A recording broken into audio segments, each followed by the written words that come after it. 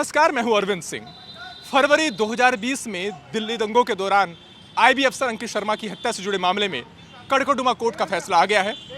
Court ने इस मामले में मुख्य आरोपी ताहिर हुसैन समेत 5 लोगों को दोषी ठहराया है।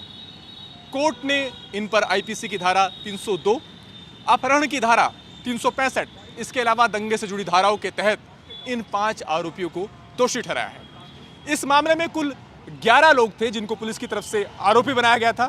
इनमें से 6 लोगों को कोर्ट ने बरी कर दिया है। आखिर कोर्ट के इस फैसले का आधार क्या बना? कोर्ट ने किस आधार पर इन आरोपियों को दोषी ठहराया? इसके लिए लिखित फैसले का इंतजार करना होगा। लेकिन पहले ये जानना अहम है कि आखिर अंकित शर्मा की हत्या किन परिस्थितियों में हुई थी, और इस मामले में जब सुनवाई हुई तो आखिर बचाव पक्ष की तरफ से और अभियोजन पक्ष की तरफ से क्या कुछ दलीलें रखी गई। ये तकरीबन 6 साल पहली बात है। 25 फरवरी 2020 का दिन था। उस वक्त चांदबाग पुलिया के पास 2 समुदायों के लोग, यानी हिंदू और मुस्लिम समुदाय के लोग, आपस में पत्थरबाजी कर रहे थे। अंकित शर्मा एक आईबी अफसर थे और वो शाम 5 बजे के करीब अपने घर पहुंचते हैं ऑफिस से। उसके बाद वो घर का कुछ सामान लेने के लिए घर से बाहर निकलते हैं। जब वो चांदबाग पुलिया के पास पहुंचते हैं तो वो देखते हैं कि दोनों समुदायों के लोग आपस में पत्थरबाजी कर रहे हैं, आपस में भिड़ रहे हैं।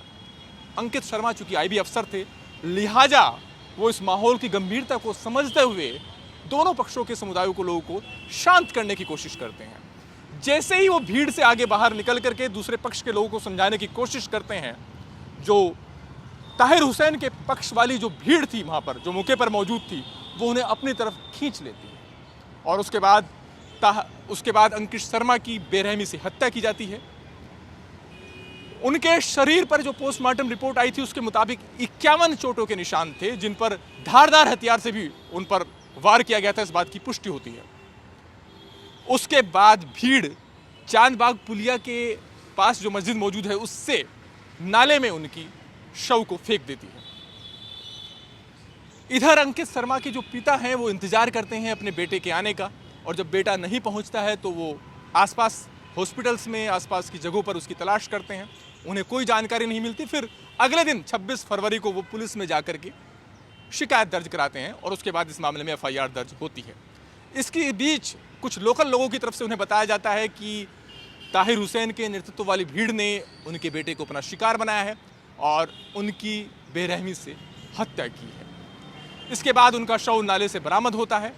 पुलिस इस मामले में 11 लोगों को आरोपी बनाती है और इनके खिलाफ हत्या और अपहरण और दूसरी जो इससे जुड़ी धाराएं हैं, जिसमें सामाजिक वैमनस्य फैलाना, दंगों से जुड़ी धाराएं हैं, उनके तहत चार्जशीट फाइल की जाती है। इस मामले में जब जीरें चल रही थी तो उस वक्त अभियोजन पक्ष की तरफ से और बचाव पक्ष की तरफ से अपनी अपनी दलील रखी गई।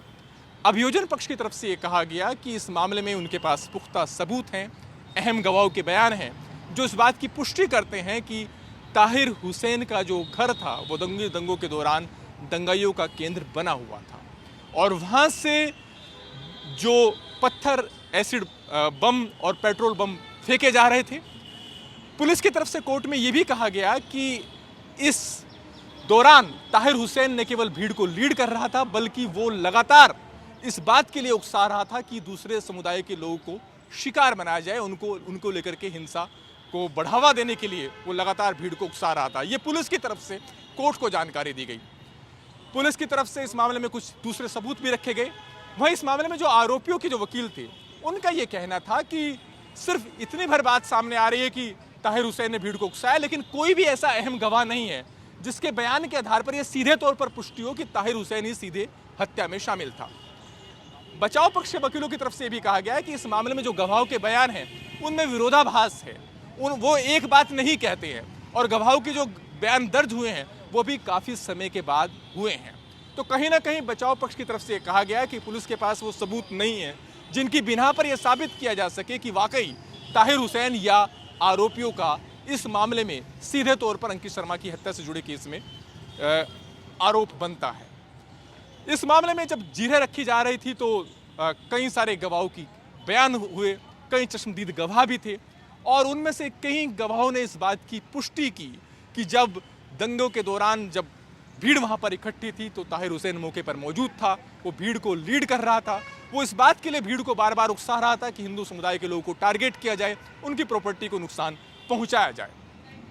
इसके अलावा पुलिस की तरफ से यह भी कहा गया कि उनके पास एक वीडियो रिकॉर्डिंग भी है और इस वीडियो रिकॉर्डिंग में नजर आता है कि कैसे अंकित शर्मा के शव को नाले में गिराया जा रहा है। हालांकि उस वीडियो रिकॉर्डिंग में इस बात की पुष्टि नहीं हो रही है कि जो 3 लोग थे जो अंकित शर्मा के शव को गिरा रहे थे, आखिर वो लोग कौन थे, क्योंकि ये 300 मीटर की दूरी पर एक लोकल आदमी ने अपने मोबाइल से वीडियो बनाया था। ये भी कोर्ट के दौर में जब इस मामले को लेकर जीरे रखी जा रही थी तो अभियोजन पक्ष की तरफ से इसका भी हवाला दिया गया। मार्च में कोर्ट ने इस मामले में आरोप तय किए थे और उसके बाद आरोप तय होने के बाद इस मामले को लेकर के ट्रायल चला और आज इस मामले में कोर्ट का अहम फैसला आ गया है। कोर्ट ने यह इस बात को माना है कि पुलिस की तरफ से जो सबूत रखे गए, जो गवाहों के बयान रखे गए, उसके आधार पर इस मामले में ताहिर हुसैन समेत 5 लोगों का दोष बनता है। जैसे ही ये फैसला कोर्ट रूम में सुनाया गया, ताहिर हुसैन मौके पर कोर्ट रूम में मौजूद था और वो इस फैसले के बाद रोने लगा। उनके जो वकील हैं उन्होंने उन्हें ढांढस बंधाने की कोशिश की। अब फैसला तो आ गया है जिसमें कोर्ट ने ताहिर हुसैन और बाकी लोगों को दोषी ठहराया है, लेकिन सजा क्या हो, सजा की मियाद क्या हो, उस पर पहले कोर्ट में जीरे होगी और उसके बाद कोर्ट तय करेगा कि आखिर इस मामले में क्या सजा मुकर्रर की जाए। अभी सजा पर जीरे की तारीख कोर्ट की तरफ से तय नहीं की गई है, लेकिन उम्मीद है कि जैसा ही लिखित फैसला सामने आएगा यह भी कोर्ट की तरफ से साफ कर दिया जाएगा कि आखिर सजा पर जीरे कब होगी। हालांकि यहाँ जानना अहम है कि जिन धाराओं के तहत ताहिर हुसैन समेत 5 लोगों को दोषी ठहराया गया है उनमें सबसे संजीदा धारा आईपीसी की धारा 302 है जो मर्डर से जुड़ी हुई है और उसमें उम्र कैद से लेकर फांसी तक की सजा हो सकती है। हालांकि जब सजा पर जीरे होगी तो दोनों पक्षों के वकील को एक बार फिर अपनी बात रखने का मौका मिलेगा और ताहिर हुसैन समेत जो बाकी आरोपियों के वकील हैं वो कोर्ट को इस बात के लिए आश्वस्त करने की कोशिश करेंगे कि इस मामले में सजा पर रियायत हो। लेकिन अभी सजा पर जीरे की तारीख तय नहीं है, लेकिन सबसे महत्वपूर्ण जो अहम बात है वो ये कि कोर्ट ने इस बात को माना है कि इस मामले में ताहिर हुसैन समेत 5 आरोपियों का दोष बनता है और वो लोग आईबी अफसर अंकित शर्मा की हत्या के दोषी हैं। बाकी 6 आरोपियों को कोर्ट की तरफ से बरी कर दिया गया है। कैमरा पर्सन नरेंद्र अरोरा के साथ अरविंद सिंह, जी मीडिया, दिल्ली।